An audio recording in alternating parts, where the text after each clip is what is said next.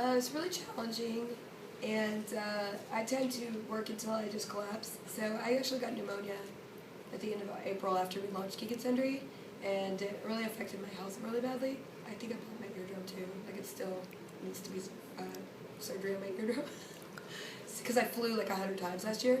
So it's actually become one of my goals to like sort of be able to delegate a little bit better, and also just be a little bit more ruthless about my time. I don't like to disappoint people. I always like to support every single person.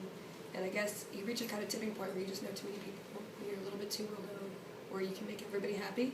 And that really, I kind of liked when I really knew everybody in an intimate way who loved my show. Like that was almost a little more rewarding than becoming a little bit more where people know you 3 steps away from who you are, really.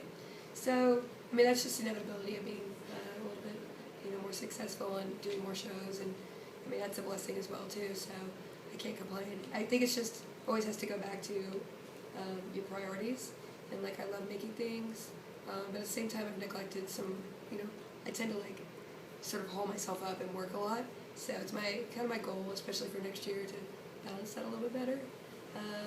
But as far as time management, like, you just have to really be very clear about what you need to get accomplished. And I tend to be a little paranoid. I do a little tower defense games.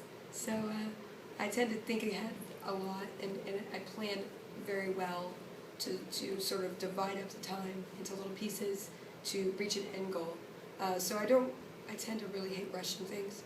So I'll know that a due date is 3 months in advance, and I literally will, sort of pace myself to make that comfortable, so that I do the best job along the way. And, it's always something I do at the end of the night is I just really gather what I need to do the next day for all the projects. I mean, I just use TextEdit. And I just put down every single show that needs tending to and making sure that I go over that checklist and make sure there's not anything I'm neglecting. So it's really just constantly checking in with yourself and prioritizing and doing it in a way that it's not like a free-for-all. It's really very measured planning along the way, and that's really the only way I get it done. And great people around me who help me make the things that I make.